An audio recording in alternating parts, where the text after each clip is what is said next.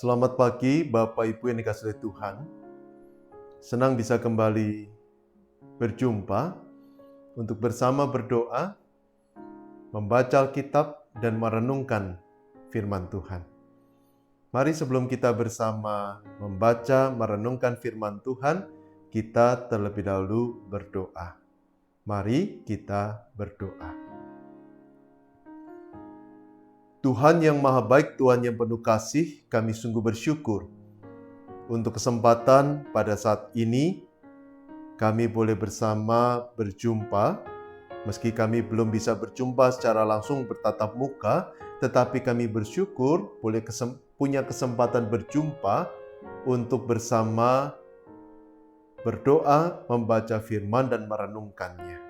Dan kami percaya Roh Kudus ada bersama dengan kami, memimpin, menyertai, menolong kami berkarya di dalam hati kami, sehingga kami dapat mengerti, memahami firman-Mu, dan melakukannya di dalam kehidupan kami. Terima kasih ya Tuhan. Di dalam nama Tuhan Yesus yang maha baik kami sudah berdoa. Amin.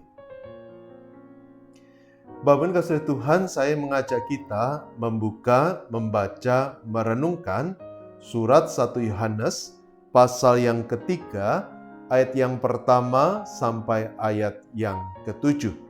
1 Yohanes pasal yang ketiga, ayat yang pertama sampai ayat yang ketujuh, tertulis demikian. Lihatlah betapa besarnya kasih yang dikaruniakan Bapa kepada kita, sehingga kita disebut anak-anak Allah. Dan memang kita adalah anak-anak Allah. Karena itu dunia tidak mengenal kita sebab dunia tidak mengenal Dia.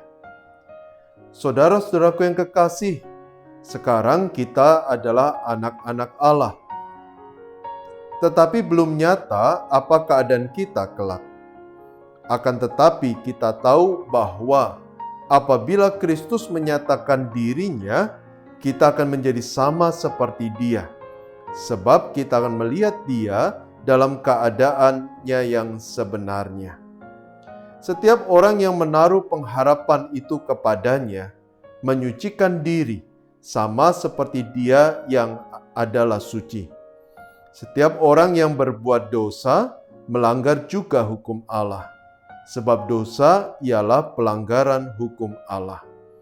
Dan kamu tahu bahwa Ia telah menyatakan dirinya supaya Ia menghapus segala dosa, dan di dalam Dia tidak ada dosa.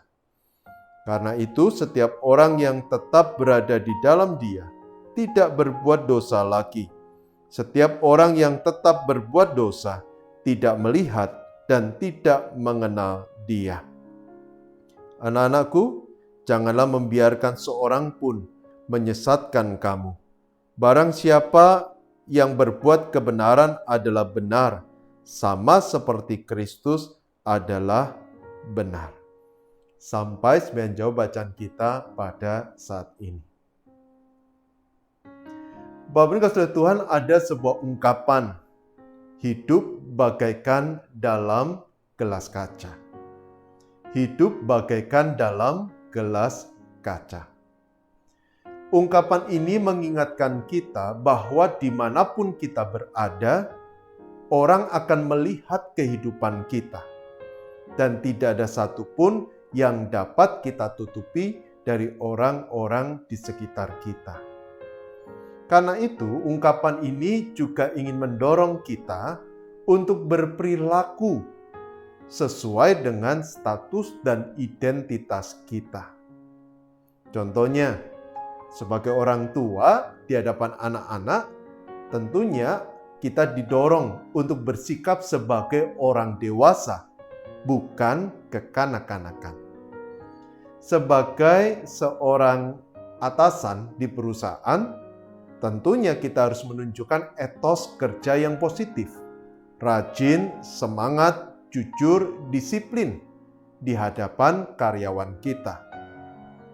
Sebagai seorang pelayan Tuhan, tentunya kita pun didorong untuk bersikap baik di depan banyak orang. Jadi Bapak Ibu, setiap kita harus bersikap sesuai dengan identitas dan status kita. Kalau kita tidak bersikap sesuai dengan identitas dan status kita, bukan hanya hidup kita akan menjadi batu sandungan bagi orang lain, tetapi juga membuat orang lain meninggalkan Tuhan. Contohnya, ketika orang tua tidak bisa bersikap dewasa di hadapan anak-anak, tentunya anak-anak tidak bisa menghormati orang tuanya. Ketika seorang atasan tidak bisa menunjukkan etos kerja yang positif, bagaimana mungkin dia bisa berharap karyawannya akan menunjukkan etos kerja yang positif? Sebagai pelayan Tuhan, segiat apapun kita bekerja berkarya, kalau hidup kita tidak sejalan dengan status kita sebagai pelayan Tuhan, tentunya orang tidak akan terberkati melalui pelayanan kita, justru mereka akan meninggalkan Tuhan. Jadi Bapak Ibu, penting bagi kita untuk bersikap, bertindak, menunjukkan cara hidup yang sesuai dengan status dan identitas kita. Dan prinsip ini berlaku dalam seluruh aspek kehidupan kita, termasuk juga terkait dengan status kita sebagai anak Tuhan. Itulah alasan kenapa di dalam 1 Yohanes pasal yang ketiga, firman Tuhan mengingatkan kita pada status kita sebagai anak Tuhan. Tujuannya tidak lain dan tidak bukan untuk mendorong kita agar bersikap, berbicara, menunjukkan perilaku yang sesuai dengan identitas kita sebagai seorang anak Tuhan. Tentunya Bapak Ibu, perilaku sebagai anak Tuhan adalah perilaku yang sesuai dengan kebenaran-kebenaran firman Tuhan. Nah, kenapa Tuhan mendorong kita untuk bersikap, berperilaku sesuai dengan status kita sebagai anak Tuhan?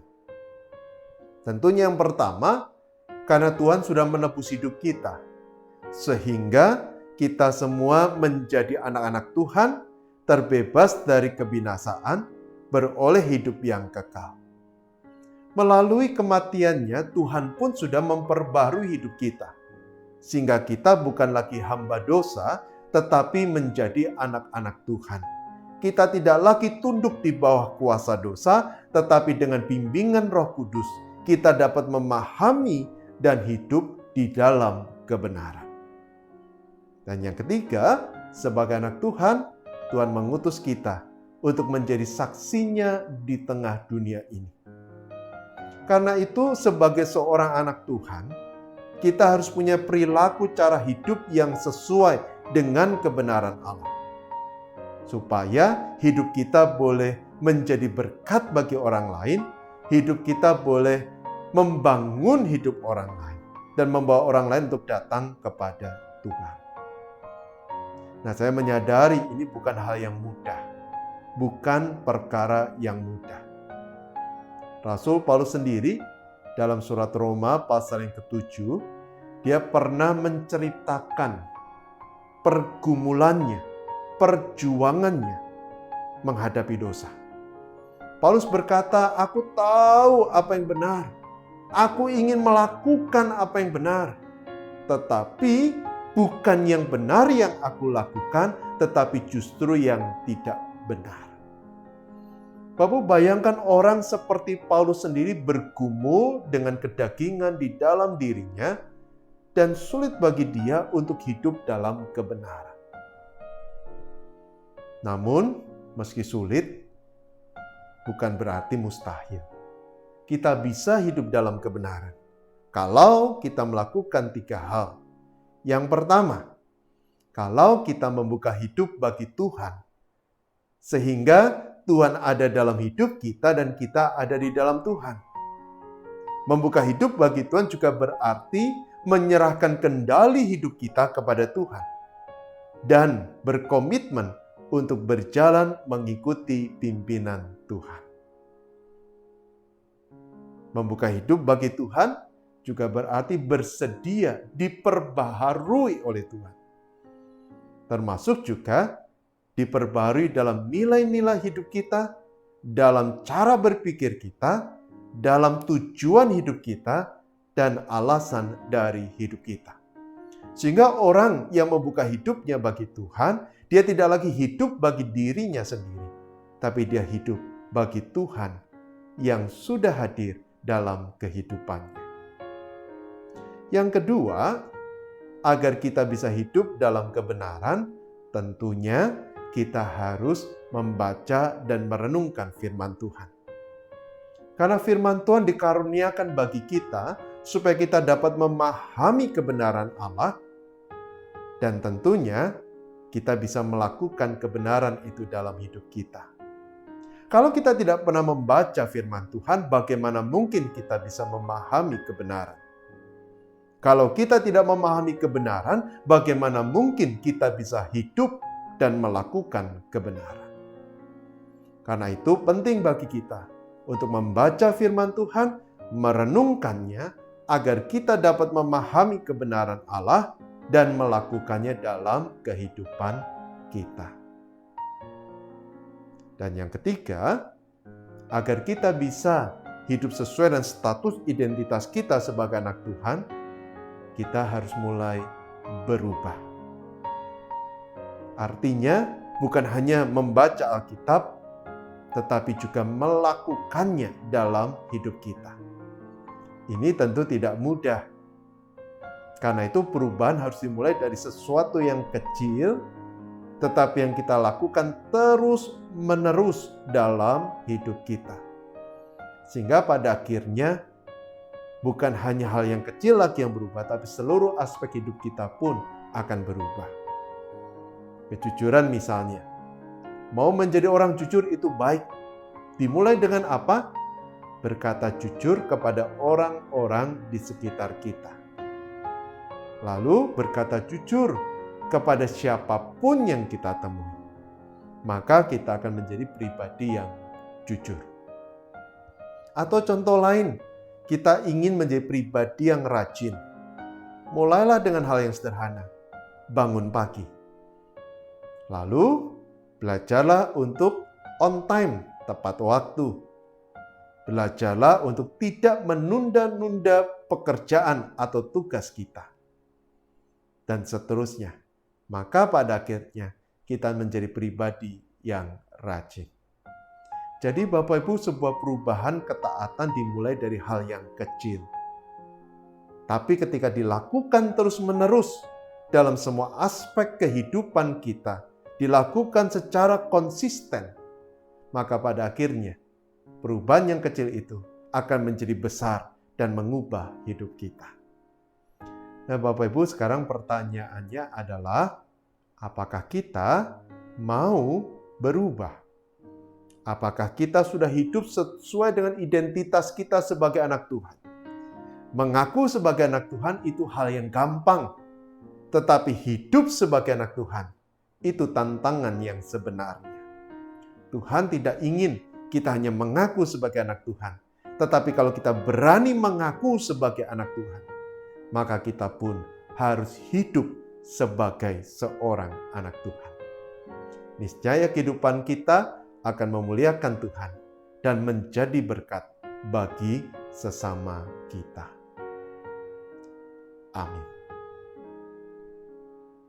Mari kita bersama berdoa. Tuhan, terima kasih untuk firman yang boleh kami renungkan bersama pada saat ini. Kadangkala atau bahkan juga seringkali kami mengaku sebagai anak Tuhan, tapi hidup kami, tutur kata kami tidak sesuai dengan identitas kami sebagai anak Tuhan.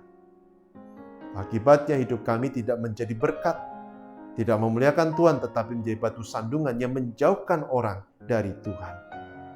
Ampunilah kami ya Bapa. Dan biarlah firman ini memotivasi kami, mendorong kami menjadi pribadi-pribadi yang sungguh-sungguh mengasihi Tuhan. Pribadi-pribadi mau hidup bagi Tuhan. Pribadi-pribadi yang membanggakan hati Tuhan. Dan juga menjadi berkat bagi sesama kami.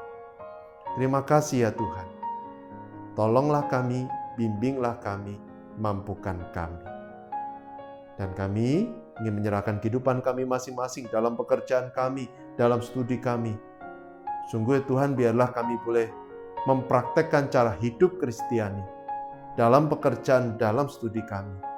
Dan kami percaya Tuhan memberkati. Kami pun rindu di tengah keluarga kami ada nilai-nilai Kristiani yang kami terapkan. Sehingga kasih Allah menjadi nyata dan membuat kehidupan keluarga kami dipenuhi damai dan sukacita. Kami pun juga berdoa untuk saudara kami yang sakit, Tuhan berkah menjamah memulihkan.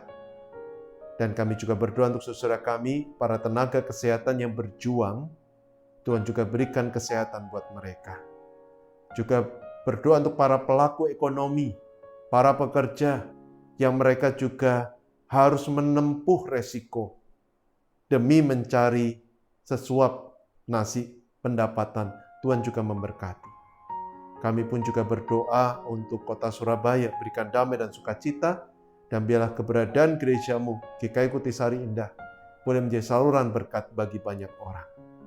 Kami pun rindu, kami semua boleh semakin erat, semakin dekat, bergandengan tangan, berkarya bersama untuk kemuliaan nama Tuhan. Dan berkati bangsa negara kami, Allah berkasih karunia menolong Indonesia. Terima kasih ya Tuhan. Bersyukur boleh berdoa bersama, bersyukur boleh membaca merenungkan firman Tuhan bersama. Dan biarlah kami boleh menjalani hidup untuk kemuliaan nama-Mu.